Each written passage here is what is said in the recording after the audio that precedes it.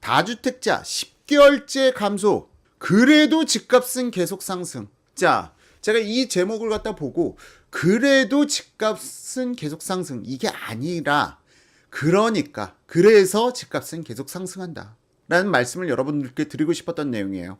이거는 아포유 3년 전, 2년 전, 1년 전 스탠스 동일합니다. 제가 폭락론자들을 갖다가 맹렬하게 비판하고 폭락론자들을 공격했던 이유가 바로 이거예요. 다주택자가 줄어든다는 것은 임대차 가능 물량이 줄어든다는 걸 의미하고요. 임대차 가능 물량이 줄어든다는 것은 말 그대로 임대차 가격 폭등을 갖다가 예고하는 부분이었던 거니까요. 자, 지난 박근혜 정부 때 빚내서 집사라 초이노믹스, 최경환의 초이노믹스를 갖다가 맹렬하게 현 여당 측에서는 비난을 가했었습니다. 자, 그런데 하지만 그 이면에는 어떤 현상이 있었느냐.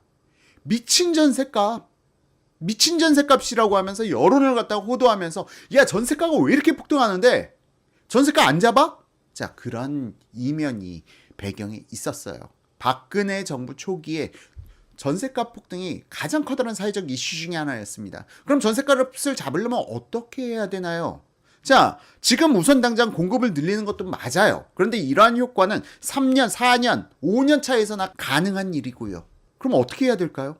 우선 당장 효과를 발휘하기 위해서는 한 가지밖에 없어요. 다주택자가 늘어나면 되는 겁니다. 다주택자가 늘어나면은 임대차 시장은 안정이 돼요. 특히 갭 투자자들, 자금력 부족한 갭 투자자들이 늘어날수록 전세 시장은 안정이 되는 거예요. 자, 그런데 현 정부에서 지나치게 다주택자들을 규제하고 다주택자들을 갖다 시장에서 몰아내고 그렇게 되면은 지금같이 전세가 폭등 현상이 나타날 수밖에 없는 겁니다. 그리고 이러한 부분을 앞으로는 2년 전, 3년 전부터 예측해가지고 앞으로 장세가 어떻게 갈 것이다. 그리고 지금까지 오르지 않았던 지역들, 이런 지역들이 더 오를 것이다. 지금 결과 어떻게 됐나요? 지금 좀 더 깊이 있게 말씀을 드리자면요. 7.10 대책 이후 감소하는 다주택자 해서 2020년 7월 이후 다주택자 감소 추세 보이시죠? 제가 작년 하반기에 다주택자 폭감 이거 심각한 문제다 계속 언급드렸죠. 아니 2019년 12월 2019년 하반기부터도 계속 말씀드렸어요. 다주택자 이거 너무나도 증가폭이 적다. 이렇게 다주택자 증가폭이 적어서는 안 된다. 왜? 매년 가구 수는 증가해 갑니다. 일정 비율 가구 수가 증가해 가는 비율의 어느 정도 부분은 다주택자 포지션이 함께 같이 늘어나줘야 되는 거예요. 대한민국의 주택수는 매년 늘어나고 있어요. 그 늘어나는 주택수 중에서 다주택자가 물량을 갖다가 빼가면서 실수요자한테 그만큼 돌아가는 물량이 줄어드는 것이 아니라 어느 정도 매년 가구 수는 30만 가구씩 늘어나기 때문에 이 30만 가구가 수용될 수 있는 선택권은 단순하게 주택수만 늘어나야 되는 게 아니라 임대차 가능 물량도 함께 늘어나야 된다. 그리고 이러한 역할을 갖다 민간에서 같이 함께 해줘 왔다. 자, 그런 측면에서 봤을 때는 사실상 이 증가폭, 다주택자 증가폭도 너무 많이 줄어든 거였어요. 다주택자 증가폭도 너무 줄어들었었고, 그리고 2020년 7월부터 다주택자가 감소하기 시작하는 현상. 다주택자가 감소해가네. 거의 다 임대차 3법까지 발의해놨네. 2+2까지 해놨네. 전세가가 오르지 않고 어떻게 배기겠습니까? 더군다나 올해 마지막 마침표를 찍은 게 있죠. 올해 1사분기 때요. 올해 4월달인가? 올해 4월달부터 취득등록세 중과세, 다주택자들이 시장 진입을 갖다가 꽁꽁 얼어붙게 만들어버릴 취득등록세 중과세, 이 부분은요 정말 마침표를 찍었다 해도 무방할 정도입니다.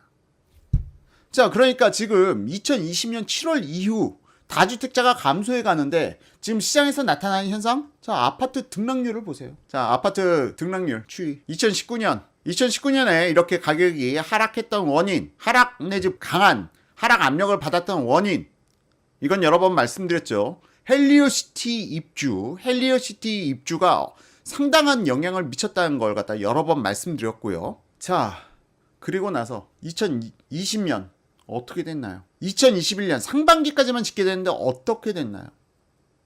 이제 어쩔 거니? 2021년 하반기 본격적으로 다주택자까지 감소해가고, 더군다나 임대차 가능 매물 여전히 없고 전세를 원하는 수요자들 다 어디로 가야 됩니까? 다 어디로 가야 되나요? 이 사람들이 매수로 몰릴 수밖에 없는 거예요. 그렇기 때문에 하반기에 더 본격적인 상승이 나타난다고 제가 여러분들께 말씀드려 온 것입니다.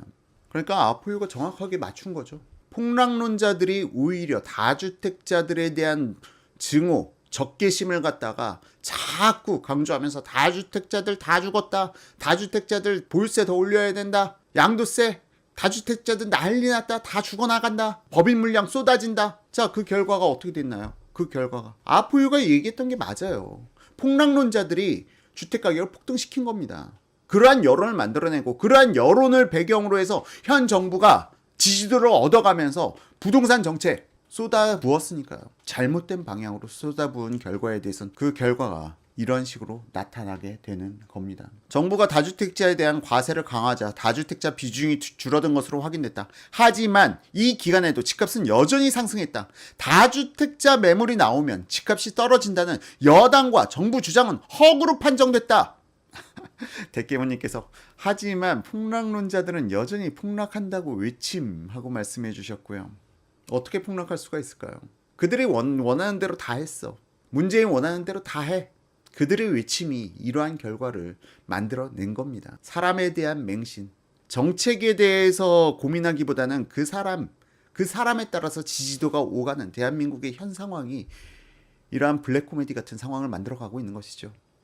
오히려 보호를 받아야 될 사람들이 그 보호 장벽을 다 걷어내고 있는 현 정부를 맹렬하게 지지하고 있는 현 모습은 정말 블랙 코미디를 넘어서서 스스로 노예의 길을 갖다 걷는 현 정부 지지자들을 보게 되면은 정말 안타까움을 넘어서서 좀 회의감까지 드는 것도 사실입니다. 우리나라는 정말 너무나도 경제에 대해서 사람들이 그 경제를 갖다 바라보는 관념 자체가 교육 수준에 비해서 너무 떨어지는 것 같아요.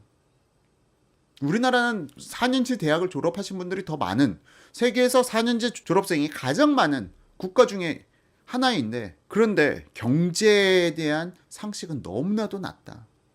이런 부분이 좀 많이 안타깝죠. 어쨌든 이번 문재인 정부가 정권을 잡음으로 인해서 너무 많은 부작용들이 나타났고, 이와 관련돼서 극성 지지자들은 여전히 이쪽 현 여당을 갖다가 지지하고 결집하겠지만, 중도층들은 오히려 점점 현실 세계를 갖다 자각하는 단계로 나가고 있는 과정에 있다라고 저는 보고 있습니다.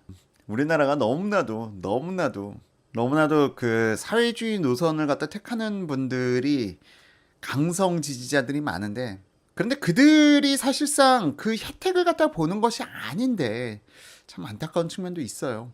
어쨌든 지금 다주택자 10개월째 감소, 그래도 집값은 계속 상승? 아니요. 그러니까 집값은 더 상승해 가는 것입니다.